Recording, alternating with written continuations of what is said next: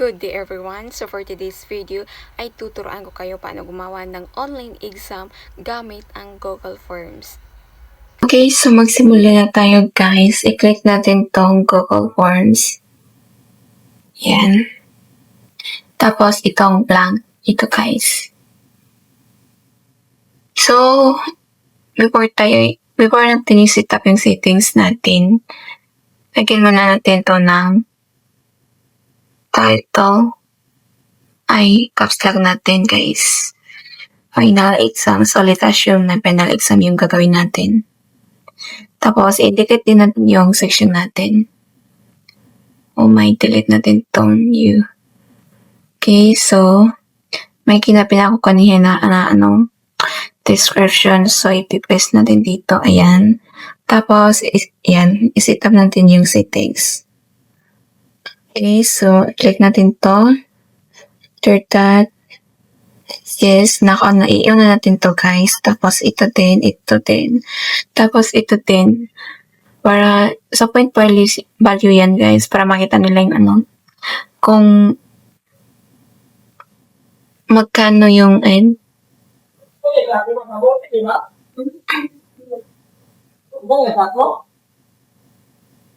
kung ilang points yung guys, every questions. So, para sa akin, 2 points lang guys. So, depende sa inyo guys kung ilan yung gagawin nyo. Ilan yung points na ibibigay nyo sa kada question. So, i-click na dito 1 minus or minus kung sa taas naman kung mag-add ka ganyan lang guys. Pero para sa akin is 2 points lang. Tapos, ito i-prepare natin yung Gmail. So, mag-record yan ng Gmail before sila mag-start. Okay, send responders of capital K. I-analyze natin to guys para naman malaman nila kung saan sila nagkamali at ilang yung scores nila. Okay, wag na natin to pakialaman. Okay, limit natin to for 1 response only. Okay, so mag-start na tayo guys. So, let us start muna sa mag-add muna tayo ng dito.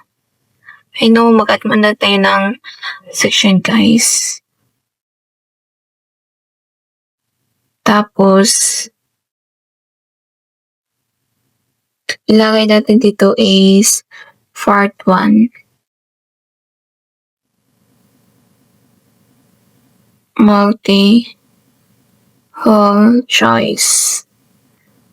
Okay, so, descriptions.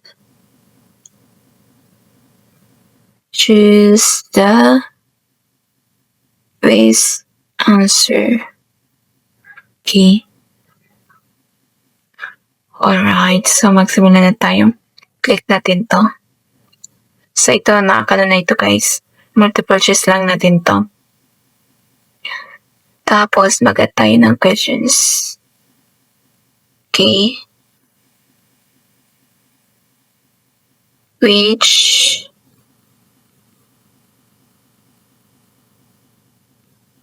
Which of the following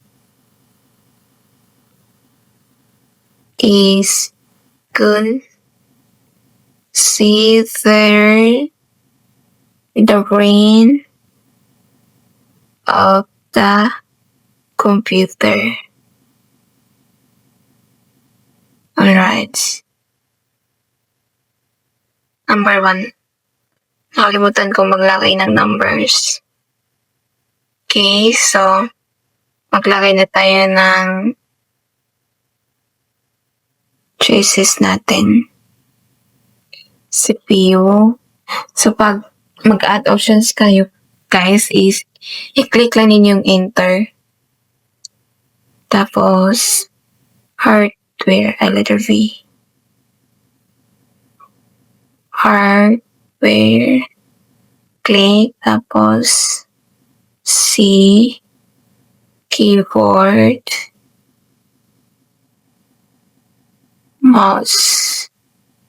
Alright. Nakalimutan ko maglagay ng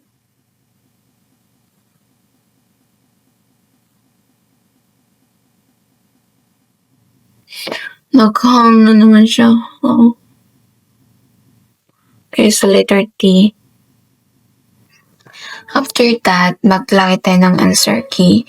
So, the answer is CPU. So, click the done. Tapos, click din natin tong required.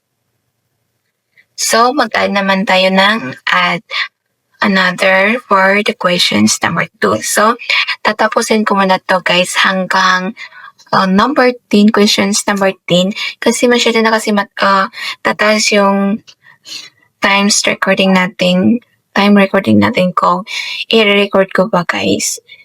Okay?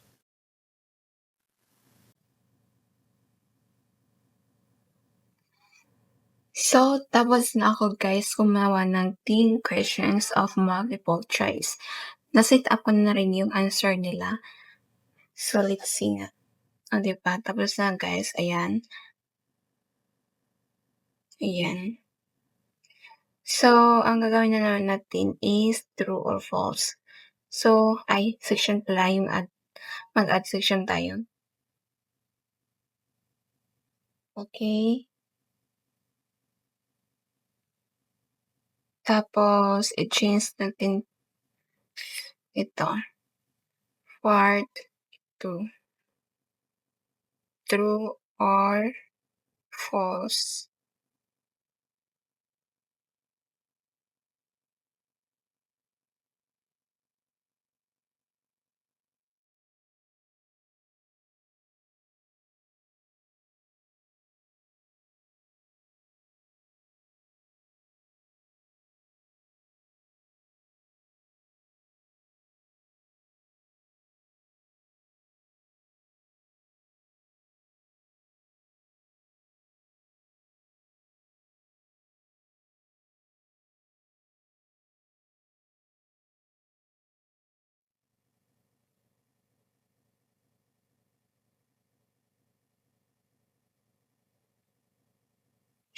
Check the true if the statement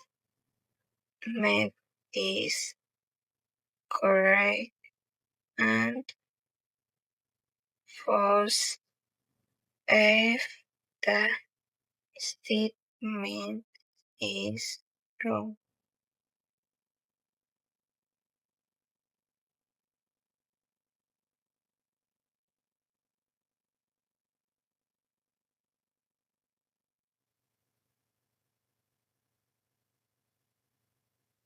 Okay, so mag-add na tayo for questions. So, multiple choice pala guys yung ilalagay natin dito. Kasi walang true or false eh. Then, lagyan na natin itong check boxes. Para ganun iti-check na lang nila guys. Uniform na lang natin to. So, check. Yun na. Check na lang. Okay, so the first questions is the CPU is responsible for performing calculations and executing instruction.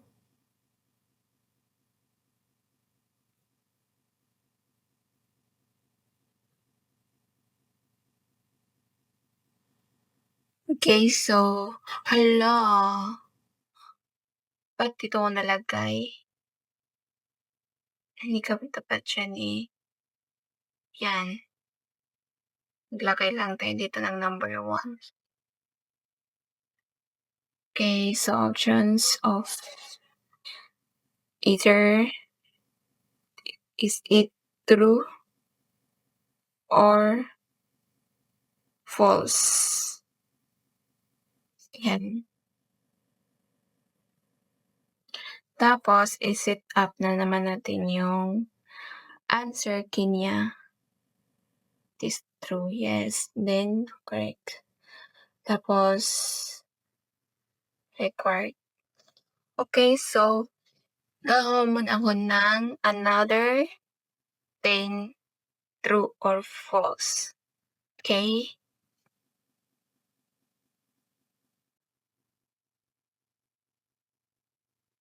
Okay, so nasa number 10 na tayo ng true or false.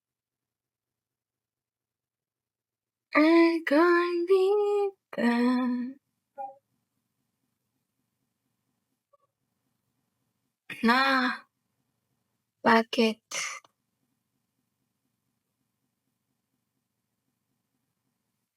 Tapos, okay, so tapos na guys. So, isi-set up ko muna yung nakalimutan ko kasi set up kanina.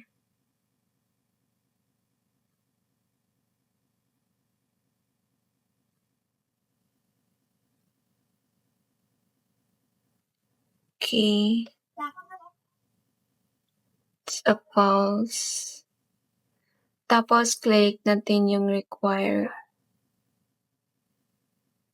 Tapos, number 3.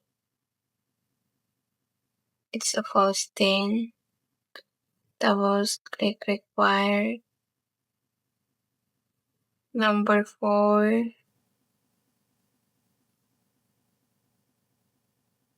It's a true.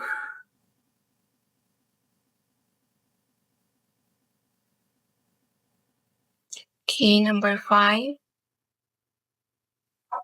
It's a false. I can't keep going.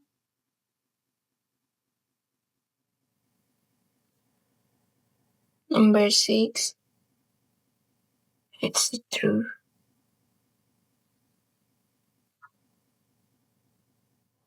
Number 7. It's a true thing. Okay, so number 8 na tayo.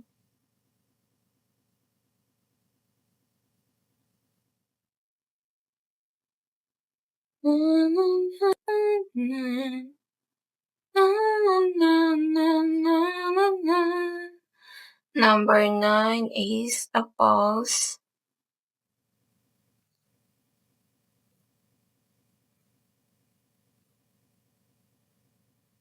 Okay, so number 10, it's a true. Okay, ang next natin gagawin na naman guys is, ano mo yun? Essay. Essay.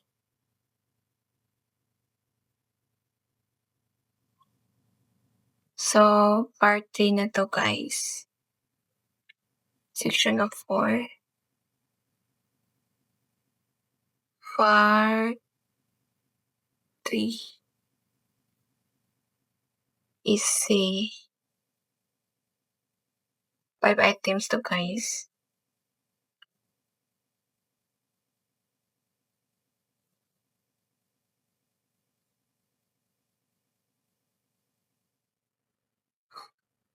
Five items.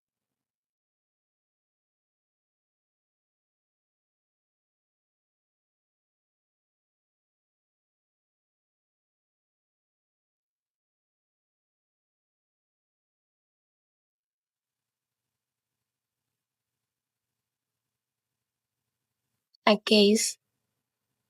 Correct. Wait lang, ba't di mano? So,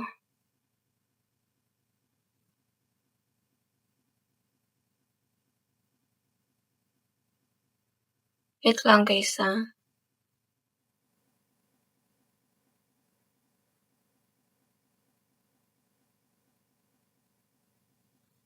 I-click natin yung paragraph. Ay, sa short answer na lang tayo. Yan.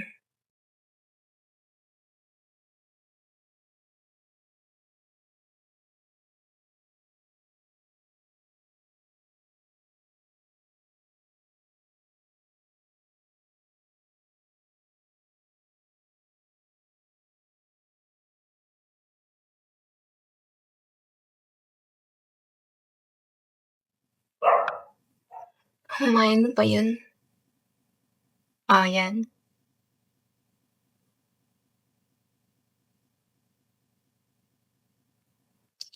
So, maglagay tayo ng questions. So, explain.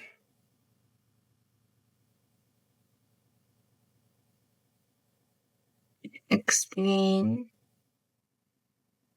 the safe variance between hardware and software. So, yun guys. Tapos, dito na lang nila isusulat yung answers nila. Dito guys, oh. Pwede sila mag-answer dyan. Wait lang, gagawa muna ako ng 5 questions for essay.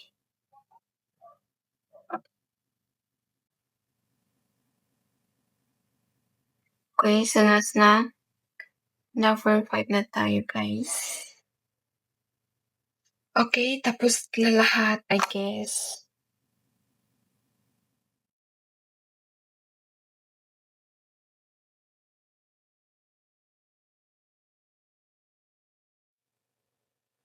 Click lang na ditong require.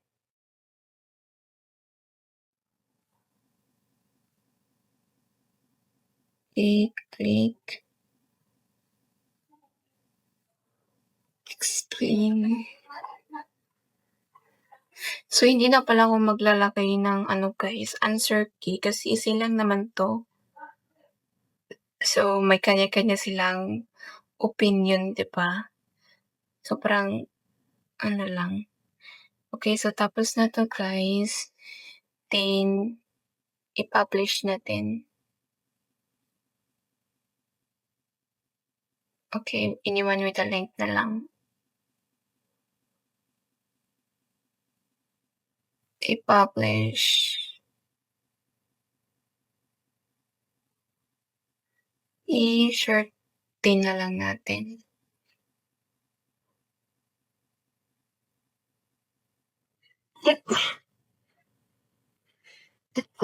Excuse me.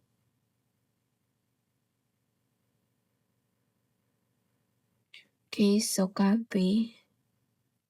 Tapos, isend mo na natin guys. I-share natin sa mga sa isa kong account. Wait lang, mag-login muna ako.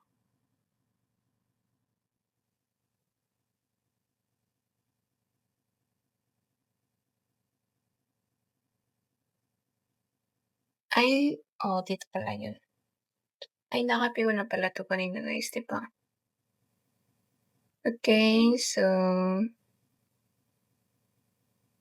try muna natin guys. Send.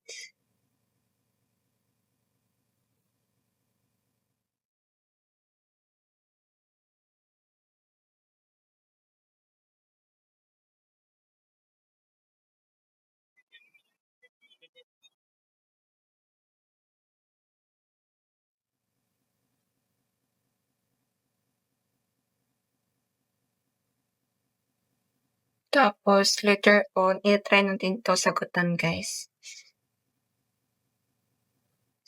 Hala? Saan ba? Sending pa guys. Sobrang hina kasi ng signal dito guys. So, ngayon guys is, i-try natin to. Ito yung ginawa ko kanina. Alright. Okay. Yan pa na to guys. Baka may mag-pop up. Yan.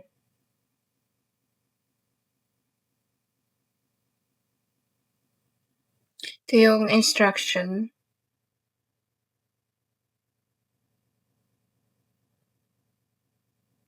Ito yung gagamitin ko na lang na email. Pwede kaya yun? Okay, pwede na siguro. Okay.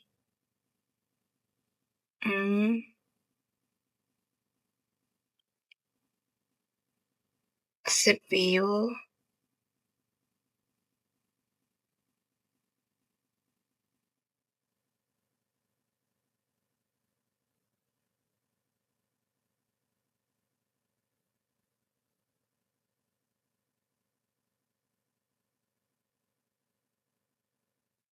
For number 4 kay 2011 pala.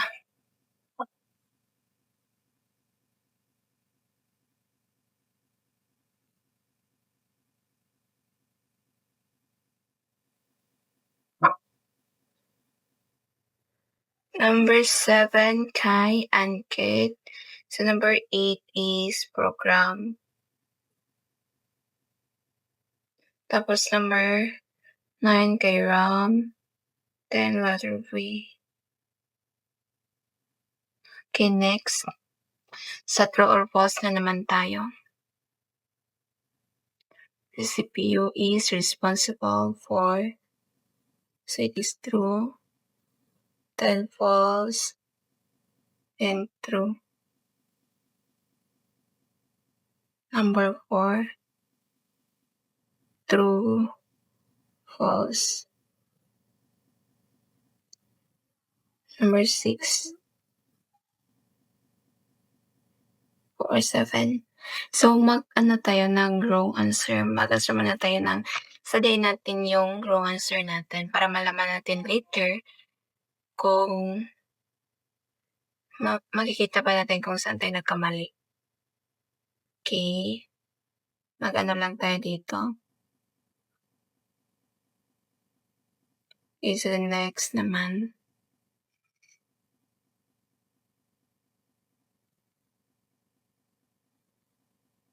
Mag-answer lang tayo ng dito ng ano guys.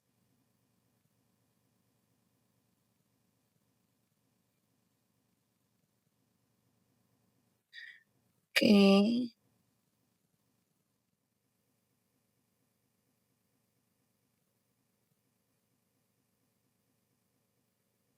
Huwag nyo to seryosohin guys ha.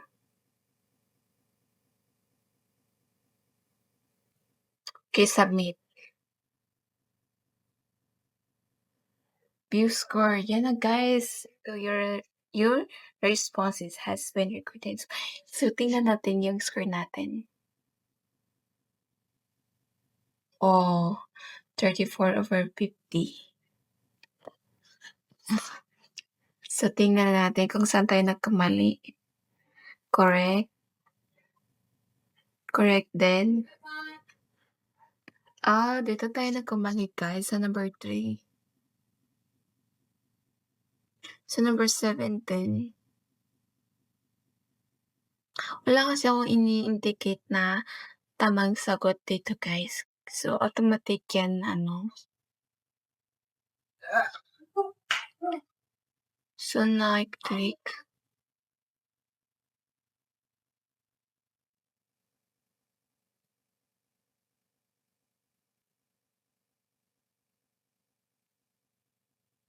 Okay, pinatay yung responses.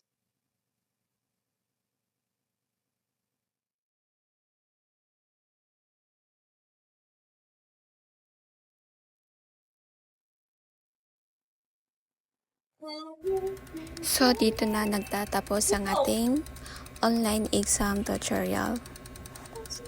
Sure.